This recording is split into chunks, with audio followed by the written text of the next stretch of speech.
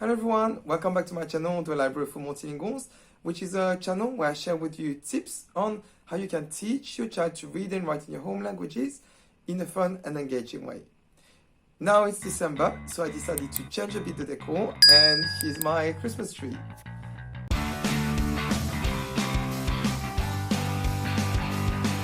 Hi everyone, today's going to be a bit of a special episode because I'm going to be replaying for you a session that I made in French during the Page Summit, but this time I'm going to make it in English for all of you to understand. For those of you who don't know Peach, it's a European organization led by researchers, educators, and multilingual enthusiasts who want to share research-based information with everyone to help you raise your child confidently and with multiple languages. And this session is going to be about how you can use games to teach your child to read and write in your home languages in a fun way. For those of you who don't know me, I grew up bilingual French-Japanese in France, which means that I had to learn to read and write in Japanese while living in a country where it wasn't the majority language. I'm also the dad to my two sons who are trilingual with French, Korean, and English, and they can read in the three languages.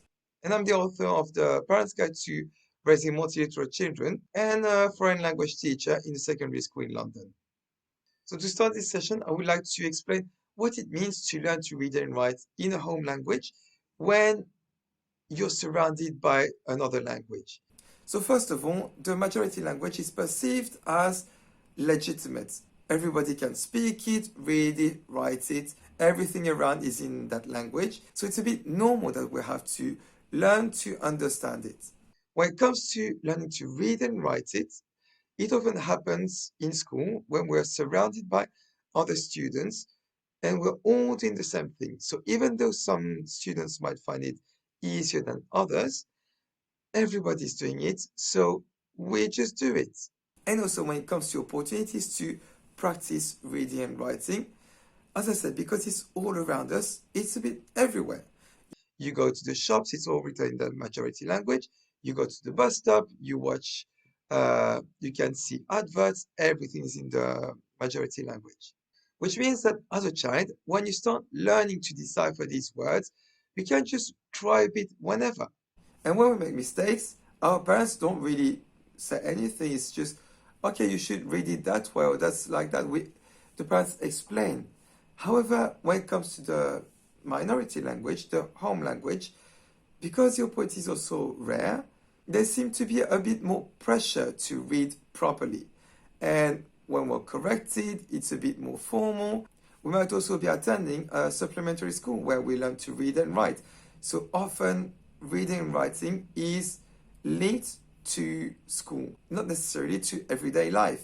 But in the majority language, because it's all around us, it helps us function in this society, it's useful. And when it comes to reading and writing, if we're lucky enough to have supplementary schools in our language, we might be taught by a teacher. Otherwise, it's all on the parents. And I would like to add as well that even if you send your child to a supplementary school, it's really good to carry on the work at home. Just because, as I said before, it removes the academic connotation to learning to read and write. It becomes part of being able to access some fun or being able to do things or read books that we like, not necessarily because we have to do it. So learning to read and write in the home language often appears like an obstacle course. It can look like additional work because while the child is in the supplementary school, maybe he can imagine his friends just playing football or doing anything else but working. And the language seems less important because it's not that useful to function in the society. And as I said before, there are less opportunities to practice. So it's quite difficult to show a child why it's that important for them to learn to read and write. So instead of showing why it's important to learn to read and write in the home language, we can just make it fun so they want to learn to read and write. And that's what we're going to see today. So one question I always have in mind when I'm preparing activities, whether it's for my students or my sons, it's why do I have to read this? So instead of giving just a text to read, because that's really just our goal, that they read in our language. But their goal is not necessarily to read, like, what's the point? So we're going to look at a few games. The first one is the memory game. So normally in the memory game, you have pairs of similar cards you have to find. So a picture of a cat and another picture of a cat. They're similar, you get the pair and you win. But here, what we're going to do is to make one side with just pictures, one side with just words. In that way, the pair is image and words. And to be able to see if the pair, if it is a pair, your child will have to read the words. So let's see how it works. So I just put letters and numbers, so you have the pictures and words. So let's see, for example, A4. So we have a fox, and it says elephant. So that's not a pair. Next one, so A7. That's a pair because you have fox and the picture of a fox. But as you can see, to know if you have a pair, you have to read the word. Okay, let's have a look at another game now.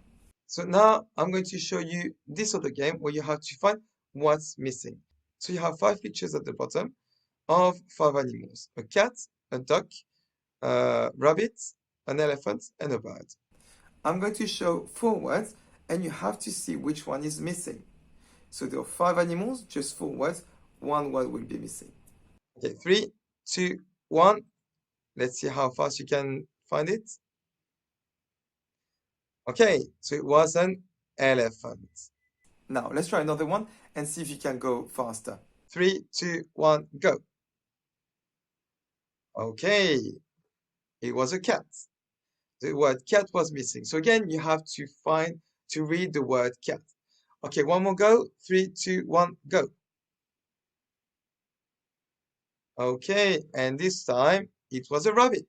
So as you saw, here the goal wasn't for your child to read. The goal was to find the pairs of cards or to see which word was missing. And being able to read is what enables that, what enables the fun. So for your child, it's if I can read, I can have more fun. I can play this game. That's what's going to be motivating. Writing is hard and might often feel like, I don't want to write. The reason it's more difficult is that you don't just need to recognize the letters. You need to be able to accurately put them in the right order. So for writing, we can do 2 things. First, familiarize your child with the spelling of words. The second thing is to help your child pay attention to the details, because that's what's going to help them be more accurate in their writing. So the first thing you can do to familiarize your child is to give examples that they just need to copy. So with my sons, we've played loads of treasure hunts. At the beginning, I was the one writing the clues, putting the clues in different places for them to find them. Later on, I gave them a template like that, where they had to find the words, so recognize the words and then copy them to be able to write their own clues. So for example, with this, you can say, look in daddy and mommy's uh, bedroom under mommy's orange cushion or pillow, whatever. So your child has an example to follow so that they can become more and more familiar. The clues are not going to be that different. So the same ones are going to come over and over for your child to write. And that's how they can become more familiar and be more accurate. Okay, let's have a look at another activity. So here is to help your child pay attention to the details, and it's spot the difference. You can present 3 words and you ask your child to find the common point between 2 words and then say that the other one is the odd one out. So for example, if we have these 3 words, by the way, you are here focusing on the spelling, not necessarily the meaning.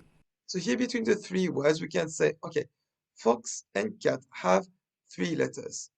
Elephant has a lot more. So elephant is the odd one out. We can also say that elephant has the sound f, fox have the sound f, but cat doesn't. So cat is the odd one out. And here you can even point out the fact that the sound F can be written in different ways. So F or PH. You can also say, for example, that fox and cat start with consonants, but elephant start with a vowel. Now, let's see with three other words. You're going to pause the video and see as many odd one outs that you can find. So, for example, you could say that horse and eagle have 5 letters, bear has just 4. Bear has A, written E-A. Eagle has the combination E-A as well, but horse doesn't. But in this word, it's pronounced E, and this one is pronounced E. So eagle, bear, and so on. So you can find lots of different ways to differentiate one from the other two. Comment below to let me know what you found. Other games that are very useful to pay attention to details are Hangman and Crosswords. So both of these games are quite useful because they have a certain number of letters. So for example, 5, 6 letters.